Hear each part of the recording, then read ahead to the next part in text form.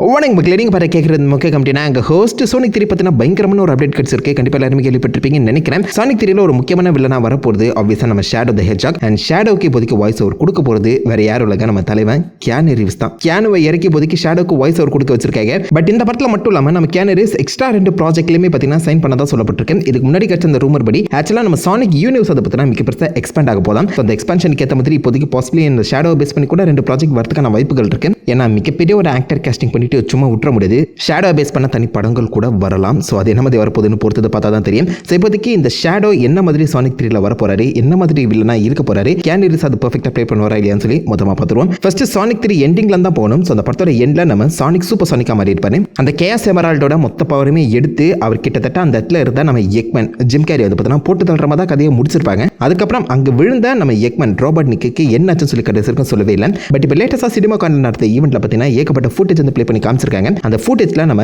Gym carry Robert நிக் return ஆக போறாராம். மொதல் படத்தில் நீங்கள் பார்த்தீங்கன்னா நம்ம ரோபர்ட் நிக் வந்து நார்மலான ஒரு மனுஷன் போல தான் இருப்பாரு. ஸோ அதை தொடர்ந்து இந்த செகண்ட் படத்தில் அவர் மொட்டை அடிச்சு மீசெல்லாம் வச்சிருக்க மாதிரி காமிச்சிருப்பாங்க, பெரிய மீசா இருக்கும். அதை தொடர்ந்து இப்போதைக்கு நம்ம ஜிம் கேரி குண்டா இருக்க மாதிரி சீக்வன்ஸ் பார்த்தீங்கன்னா எடுத்திருக்காங்களா. ஸோ போன முறை நான் வந்து சோனி கிட்ட தோத்துட்டேன், இதுக்கப்புறம் என்னடா பண்றது அப்படின்னு சொல்லி ஏகப்பட்ட கார்போஹைட்ரேட்ஸாக சாப்பிட்டு அவருக்கு தொப்பு போட்ட மாதிரி ஆக்சுவல் அந்த படத்தில் வந்து காமிக்க போறாங்களா. அதாவது ரோபர்ட் நிக் அவர் பேருக்கு ஏற்ற மாதிரியே ஃபைனலாக எக்மேனா மாற போறாரு. ஸோ கேம்லேயுமே நீங்கள் எடுத்து பார்த்தீங்கன்னா ரோபர்ட் நிக் ஆக்சுவலாக குண்டா தான் இருப்பாரு. அது ஏன்டா குண்டா காமிக்க மாட்டேருக்காங்க, இந்த ரோபர்ட் நிக்கை கேம் அக்யூரேட்டாக வந்து ப்ரெசென்ட் பண்ண மாட்டேங்காங்களே சொல்லி ஃபேன்ஸ் வந்து பார்த்தீங்கன்னா சில இடங்களில் வருத்தப்பட்டாங்க. பட் இப்போதைக்கு பாசிபிள் எனக்கு தெரிஞ்சு ரோபர்ட் நிக் அவருடைய கேம் அக்யூரேட் ஃபார்ம்லேயே காமிக்கிறதுக்கான வாய்ப்புகள் அதிகமாக இருக்கு. அதை என்ன மாதிரி ப்ரெசென்ட் பண்ண போறாங்கன்னு பொறுத்தது பார்த்தா தெரியும். பட் இப்போதைக்கு ஜிம் கேரி வந்து பார்த்தீங்கன்னா குண்டா தான் வர போறாராம், அது கன்ஃபார்ம் ஆயிடுச்சு. அண்ட் இந்த இடத்துல நம்ம ஷேடோ தான் மீன் வில்லனா வர போற மாதிரி சொல்லியிருக்காங்க. ஸோ இப்போ படத்தோட எண்ட்லேயே இந்த பக்கம் நம்ம ரோபர்ட் நிக்கோட அந்த ஃபைல்ஸ் வந்து தட்டி பார்க்கும்போது கிட்டத்தட்ட 50 வருஷத்துக்கு முன்னாடி ப்ராஜெக்ட் ஷேடோங்கிற ஒரு விஷயத்தில் அவங்க வந்து ஒர்க் பண்ணிட்டு இருந்திருக்காங்க. அந்த மாதிரி ஒரு ஃபைல் வந்து கிடைச்சிருக்கு அப்படிங்கிற மாதிரி மென்ஷன் பண்ணியிருப்பாங்க. ஸோ 50 வருஷத்துக்கு முன்னாடி இந்த பக்கம் ப்ராஜெக்ட் ஷேடோவில் ஆக்சுவலாக யாரோ ஒர்க் பண்ணிட்டு இருந்திருக்காங்க. ரோபோட் நிக்கு சோனிக் மாதிரியான மிருகங்கள் எக்ஸிஸ்ட் ஆகிற விஷயமே ஃபர்ஸ்ட் தெரிஞ்சிருக்காது சானிக் 1ல. அப்படி பார்க்கும்போது இவருடைய ஹார்ட் டிரைவ்ல எப்படி அந்த ஃபைல்ஸ் எல்லாம் இருந்திருக்கும் நீங்க கேட்டீங்கன்னா, வெல் நம்ம ரோபர்ட் நிக் வேலை செய்யலனாலும் அவருடைய ஃபேமிலி இது கூட வந்து லிங்க் ஆகியிருக்காங்க. மிக முக்கியமாக ரோபர்ட் நிக்கோட தாத்தா கெரால்ட் ரோபர்ட் நிக் தான் இந்த ப்ராஜெக்ட் ஷேடோங்கிற ஒரு விஷயத்தை கிக் ஆஃப் பண்ணியிருப்பாரு. அந்த சமயத்தில் கவர்மெண்ட் கீழே தான் இந்த ப்ராஜெக்ட் ஷேடோங்கிற விஷயமே ஆரம்பிக்கப்பட்டிருக்கு. இந்த ப்ராஜெக்ட் ஷேடோவை ஆரம்பிச்சதுக்கான காரணம் அந்த சமயத்தில் இந்த தாத்தா ரோபர்ட் நிக் வந்து தன்னுடைய பேத்தியை காப்பாற்றுறதுக்காக, பேத்தி மரியா அவளுக்கு ஒரு இன்க்யூரபிள் டிசீஸ் பார்த்தீங்கன்னா வந்திருக்கும், அவளை சாவிலிருந்து காப்பாற்றணும்னு சொல்லி அந்த கியூர் சம்மந்தப்பட்ட ஒர்க்கில் வந்து பார்த்தீங்கன்னா இன்வால்வ் ஆகிட்டு இருக்கும்போது தான் அந்த மாதிரி ப்ராஜெக்ட் ஷேடோன்னு சொல்லி இந்த ஷேடோ உருவாக்குற மாதிரி காமிச்சிருப்பாங்க. அந்த ஷேடோ வெளியில் வந்துட்டு அப்புறம் ஃபர்ஸ்ட் நம்ம மரியா கூட தான் பாண்ட் ஆக்குற மாதிரியும் காமிக்கப்பட்டிருக்கும். பட் அந்த சமயத்தில் இந்த கவர்மெண்ட் வந்து பார்த்தீங்கன்னா அவ்வளோதான் ப்ராஜெக்ட் வந்து இழுத்து முடுங்க, இனிமேல் இந்த ப்ராஜெக்டை யாருமே தொடக்கூடாது அப்படின்னு சொல்லும்போது மரியா நீ இந்த உலகத்தை காப்பாற்ற போகிறவன், மனிதர்களை காப்பாற்ற போகிறவன், என்ன உன்னால இப்போதைக்கு காப்பாற்ற முடியலனாலும் மனிதர்களை நீ தான் காப்பாற்றணும், ஹியூமனிட்டியை பாதுகாத்துக்கோ அப்படின்னு சொல்லி ஒரு செல்லுக்குள்ளே அடைச்சு பாதுகாத்துருவாங்க. ஸோ அந்த சானிக் 2 எண்ட்லேயுமே இங்கே பார்த்தீங்கன்னா ஆக்சுவலாக நம்ம ஷேடோ வந்து ஒரு செல்லுக்குள்ளே தான் இருக்க மாதிரி காமிக்கப்பட்டிருப்பாரு.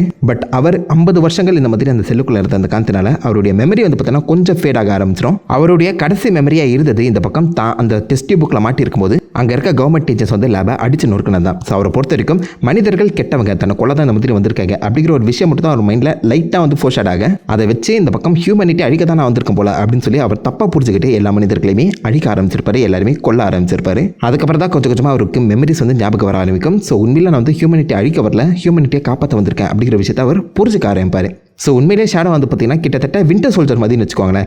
மெமரி பிரச்சனை ஞாபகம் படுறதுனால அவர் வந்து கெட்டவனா சுற்றிட்டு இருந்திருப்பாரு. ஸோ அவர் எப்படி நல்லவனா மாற்றுறாங்க அப்படிங்கிற பற்றி பாசிபிள் இந்த சானிக் 3 போகலாம்னு நினைக்கிறேன். ஆரம்பத்தில் வில்லனா வந்தாலும் பாசிபிள் ஃபைனலாக ஷேடோ வந்து நான் நல்லவனா இருக்க போகிறேன் அப்படிங்கிற மாதிரி கூட கிளம்பலாம். பட் இதே மாதிரி தான் சானிக் 2மே நடந்திருக்கும். ஸோ ஆரம்பத்தில் நக்கல்ஸ் வந்து கெட்டவனா வந்திருந்தாலும் ஃபைனலாக நல்லவனா மாதிரி இப்போதைக்கு கிட்டத்தட்ட சானிக்கோட ஃபேமிலியே ஒன்றா சேர்ந்துட்டாரு. அதே மாதிரி கலரை மட்டும் மற்ற இப்போதைக்கு ஷேடோவுக்கு ஒரே கதையை சொன்னாங்கன்னா அது கொஞ்சம் கடுப்பாக தான் இருக்கும். ஸோ பார்க்கலாம், மேபி ஒரு பியூர் வில்லனாவே காமிக்க போகிறாங்களா இல்லை ஒரு ஆன்டி ஹீரோ மாதிரி ப்ரெசென்ட் பண்ண போகிறாங்களான்னு. இப்போதைக்கு இந்த ஷேடோவுக்கு வாய்ஸ் அவர் கொடுக்க போகிறது ஆப்வியஸா நம்ம ஜான் விக்கா நடிச்சேன் தலைவன் கியானு ரீவ்ஸுங்க. கியானு ரீவ்ஸ் பிடிக்காதவங்க யாராவது இருக்கீங்களா? கியானு ரீவ்ஸுக்கான ரெஃபரன்ஸ் ஆல்ரெடி வந்து பார்த்தீங்கன்னா சானிக் 1ல கொடுக்கப்பட்டிருக்கு. It's a classic line. Keanu, you are a national treasure. When I find you. Pop quiz, hot shot. அப்போவே நம்மளுக்கு லைட்டாக ஹிண்ட் பண்ணியிருக்காங்க, நம்ம தான் கப்புச்சிப்புன்னு பிடிக்காம விட்டுட்டோம். இப்போதைக்கு அவர் தான் ஷேடோவுக்கு அஃபிஷியலாகவே வாய்ஸ் ஓவர் கொடுக்க போகிறாரு. ஸோ இது வந்து பர்ஃபெக்டாக சிங்க் ஆகுமான்னு கேட்டிங்கன்னா எனக்கு தெரிஞ்சு 90% பர்ஃபெக்ட் மேட்ச்னு சொல்லுவேன். காரணம் இந்த ஷேடோட எக்ஸாக்ட் கேரக்டர் டிசைன் தான் இந்த ஜான் விக்குமே கொடுக்கப்பட்டிருக்கும். ஷேடோவுமே நிறைய இடங்களில் பார்த்தீங்கன்னா பைக் ஓட்டுவார் அண்ட் ஆப்வியஸாக கன்னுமே யூஸ் பண்ணுவார். அதிவேகமான ஒரு கேரக்டர் தான். பட் இருந்தாலும் அவர் ஒரு ஆன்டி ஹீரோ, ஒரு கில்லரமாக தான் ப்ரெசென்ட் பண்ணியிருப்பாங்க. டிப்ரெஸ்டாக ஒரு கன்ஃபியூஷன் ஸ்டேட்லேயே எப்போதுமே இருக்க மாதிரியும் காமிச்சிருப்பாங்க. நம்ம ஜான் விக்கோட கேரக்டருமே அந்த மாதிரி தானேங்க. ஜான் விக்குமே இப்போவும் கன் யூஸ் பண்ணுவார் அண்ட் டிப்ரெஸ்டான ஒரு கேரக்டராக தான் நிறைய இடங்கள் வந்து காமிக்கப்பட்டிருக்காரு. அண்ட் ஜான் விக்கும் பிளாக் அண்ட் சுட் தான் போடுவார். இந்த பக்கம் நம்ம ஷேடோவே பிளாக் கலர் தான் இருப்பாங்க. அதுவும் ஒரு மேட்சை நீங்கள் எடுத்துக்கலாம். ஓவராலாக பார்க்கும்போது எனக்கு தெரிஞ்சு கண்டிப்பாக கியானு ரீவ்ஸோட அந்த வாய்ஸ் ஓவர் வந்து பெர்ஃபெக்டாக அந்த பக்கம் ஷேடோக்கு போகிறதும் நம்புறேன். நம்ம இது வரைக்கும் கியானு ரீவ்ஸ் அந்த பற்றின பெருசாக வில்லனா பார்த்ததே கிடையாது. ஸோ வாய்ஸ் ஓவர்னு பார்க்கும்போது எனக்கு தெரிஞ்சு கியானு ரீவ்ஸ் சில ப்ராஜெக்ட்ஸ் மட்டும் தான் சூஸ் பண்ணியிருக்காங்க அந்த காரணத்தினால இந்த ப்ராஜெக்ட் அவர் சூஸ் பண்ணியிருக்கும் போது கண்டிப்பாக பெஸ்ட்டாக தான் கொடுப்பாரு நம்புறேன். அண்ட் ஃபர்ஸ்ட் டைம் வில்லனா பார்க்க போகிறோம். என்ன மாதிரி பெர்ஃபார்ம் பண்ண போகிறாருன்னு வெயிட் பண்ணி பார்த்தா தான் தெரியும். சின்னதாக ஒரு கிளிப் எங்கேயாவது ரிலீஸ் பண்ணியிருந்தாங்கன்னா நல்லா இருந்திருக்கும். ஜஸ்ட் ஒரு வாய்ஸ் ஓவர் காமிக்கிற மாதிரி ஒரு கிளிப் இருந்தாலே போதும்னு நினைக்கிறேன். அது பார்த்தா தெரிஞ்சிடும் இது வந்து செட் ஆகும் ஆகாதானு. பட் எனக்கு ஓரளவுக்கு நம்பிக்கை இருக்குது கண்டிப்பாக கியானு ரீவ்ஸோட வாய்ஸ் இந்த பக்கம் ஷேடோக்கு சிங்க் ஆகும்னு காத்திருந்து பார்ப்போம். இப்போதைக்கு சினிமா கார்டில் காமிச்சிருக்க அந்த ஃபுட்டேஜ் படி பார்க்கும்போது ஸோ அந்த ஃபுட்டேஜ் ஓப்பனிங்லேயே இந்த பக்கம் நம்ம சானிக், நக்கிள்ஸ் அண்ட் டெயில்ஸ் இவங்க 3 பேருமே ஒன்றா சேர்ந்து நம்ம ஷேடோ கூட சண்டைக்கு போகிற மாதிரி தான் காமிச்சிருக்காங்களாம். 3 vs 1ங்கிற மாதிரி அந்த ஃபைட்டே இருக்கும் போது இதுக்கு நடுவில் நம்ம ராபர்ட் நிக் அண்ட் சானிக் இவங்க 2 பேருமே ஒன்றா சேர்ந்து ஷேடோ அடிக்கிற மாதிரி சீக்வன்ஸ் பார்த்தீங்கன்னா எழுதியிருக்காங்களாம். அந்த மாதிரி சீக்வன்ஸுமே இந்த டெய்லர் சினிமா கார்டில் வந்து போட்டு காமிச்சிருக்க மாதிரி சொல்லப்படுது. ஸோ விச் மீன்ஸ் நம்ம சானிக் ஒரு கட்டத்தில் இந்த பக்கம் எக்மேன் அதாவது ராபர்ட் நிக் கூடவே ஒன்றா சேர்ந்து ஷேடோவை எதிர்த்து நிற்க போகிறாங்க. ஸோ ஷேடோ வந்து இந்த பக்கம் நம்ம ராபர்ட் நிக்கு சப்போர்ட் பண்ண போகிறதில்ல, ராபர்ட் நிக்குமே எதிர்த்து தான் ஷேடோ நிற்க போகிறார் போல. ஸோ காமனாக ஹியூமனிட்டியை எதிர்த்து இந்த பக்கம் ஷேடோ வந்து அதுக்கப்புறம் ஹியூமனிட்டிக்கு ஹெல்ப் பண்ணுற மாதிரி கதையை கொண்டு போகலாம். இந்த இடத்துல நம்ம ஷேடோவை உருவாக்குனது இந்த ராபர்ட் நிக்கோட தாத்தாங்கிற ஒரு விஷயம் ராபர்ட் நிக்கே தெரிஞ்சிருக்காது. அந்த உண்மை தெரிய வரும்போது எங்கள் தாத்தா எல்லாருக்குமே நல்லது செய்யணும்னு நினச்சிருக்காரு, நான் கெட்டது செய்யணும்னு பார்த்தேனே, கண்டிப்பாக நானும் நல்லவனாக மாறணும் அப்படிங்கிற மாதிரி கூட பாசிபிள் இந்த பக்கம் சோனி கூட ஒன்றா சேரலாம். அண்ட் இது நம்ம ஜிம் கேரியோட கடைசி அப்பியரன்ஸுங்கிற மாதிரி சொல்லப்படுற அந்த காரணத்தினால மேபி ராபர்ட் நிக் இந்த படத்தில் ஒரு மிகப்பெரிய சாக்ரிஃபைஸ் கூட பண்ணலாம். அதுக்கான சான்சஸும் இருக்குது. அந்த ரிடம்ஷன் ஒழுங்காக எழுதுனாங்கன்னா பர்ஃபெக்டாக இருக்கும்னு நினைக்கிறேன். அதற்கு நம்ம வெயிட் பண்ணி பார்க்கணும். பட் ஷேடோஸ் இந்த பக்கம் ஹீரோ வில்லன் சொல்லி யாருமே பார்க்காம எல்லாருமே காமனாகவே எதிர்த்து நிற்க போகிறாரு. ஷேடோ வர்சஸ் சானிக்னு சொல்லி ஒரு சோலோ ஃபைட்டுமே இருக்க மாதிரி கன்ஃபார்ம் பண்ணியிருக்காங்க. ஸோ ஃபைனலாக அந்த மாதிரி தான் வந்து முடியணும். சானிக்கு என்ன மாதிரி ட்ரான்ஸ்ஃபர்மேஷன் கொடுக்க போகிறாங்க, என்ன மாதிரி கேரக்டர் டெவலப்மெண்ட் பண்ண போகிறாங்கன்னு பார்ப்போம். படம் பார்த்து தெரிஞ்சுப்போம். இதை தொடர்ந்து இந்த யூனிவர்ஸ் பார்த்தீங்கன்னா மிக பெருசாக எக்ஸ்பேண்ட் ஆக போகிற விஷயத்தை இப்போ லேட்டஸ்ட்டாக தான் இந்த படத்தோட ப்ரொடியூசர் வந்து கன்ஃபார்ம் பண்ணியிருந்தாரு.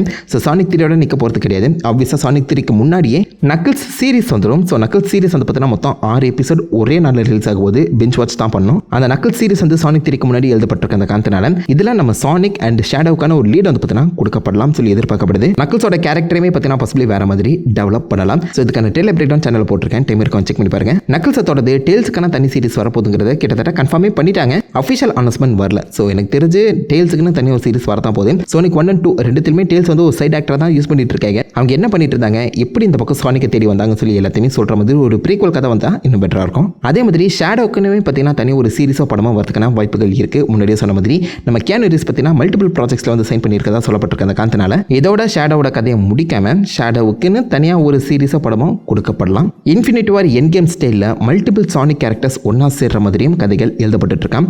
அவெஞ்சர்ஸ் லெவலில் நாங்கள் புஷ் பண்ணுறோம் அப்படிங்கிற மாதிரி ப்ரொடியூசர் மென்ஷன் பண்ணியிருக்க அந்த சமயத்தில் என்கே மாதிரி ஒரு பிரம்மாண்டமான ஈவெண்ட்டை நோக்கி தான் இந்த மொத்த யூனிவர்ஸுமே போயிட்டு இருக்கான். சானிக் 4 and 5 பாசிபிளி அந்த என்கேம் ஈவெண்ட்டாக இருக்கிறதுக்கான சான்சஸ் இருக்கு. அப்படி இல்லைனா எக்மேனுக்குன்னு தனியாக ஒரு ட்ரைலஜி பற்றிக்க முடிய போதில்லை. இந்த சானிக் 3யோட எக்மேன் கதையை முடிச்சுட்டு அடுத்த ட்ரைலஜியில் இந்த டூம்னு ஒருத்தர் இருக்காரு, பிளாக் டூம்னு, அவரை பேஸ் பண்ணி கதைகளை கொண்டு போகலாம். ஸோ இப்போ வரைக்குமே சானிக்கோட அந்த பிஹைண்ட் கல்ச்சர் என்ன மாதிரி இருக்குங்கிறத நம்மளுக்கு தெளிவாக சொல்லவே இல்லை. சானிக்கை வச்சு கதை சொல்கிறாங்க, பட் சானிக்கோட பூர்வீகம் என்ன, அவங்க உலகம் என்னங்கிறத இது வரைக்கும் தெளிவாக எக்ஸ்பிளைன் பண்ணாத அந்த சமயத்தில் அடுத்த ட்ரைலஜி சானிக் ட்ரைலஜி பாசிபிளி அதை பேஸ் பண்ணி அமைஞ்சா இன்னும் பெட்டராக இருக்கும்னு நினைக்கிறேன். அது கொஞ்சம் ஃபேண்டஸியாக ரொம்ப அட்வென்ச்சராக ஃபீல் ஆகும். அதை பண்ணுறாங்களா இல்லையான்னு சொல்லி வெயிட் பண்ணி பார்ப்போம். ஸோ ஓவராலாக பார்க்கும்போது இப்போதைக்கு சானிக்கோட அந்த யூனிவர்ஸ் செம்ம ஸ்ட்ராங்காக பில்ட் ஆகிட்டு இருக்கு. அந்த பக்கம் மான்ஸ்டர்ஸும் செம்ம ஸ்ட்ராங்காக பில்ட் ஆகிட்டு இருக்கு. இந்த சினிமேட்டிக் யூனிவர்ஸுக்கு அடித்தளம் போட்டு பாப்புலர் ஆக்கி விட்ட மார்வல் இப்போதைக்கு அடி வாங்கி இருந்தாலும் கொஞ்சம் கொஞ்சமாக மேலே வந்துட்டு இருக்கு. ஆனால் டிசி கடையை எழுத்து மூடிட்டு இப்போதைக்கு புதுசாக ஆரம்பிக்கிறேன்னு சொல்கிறாங்க.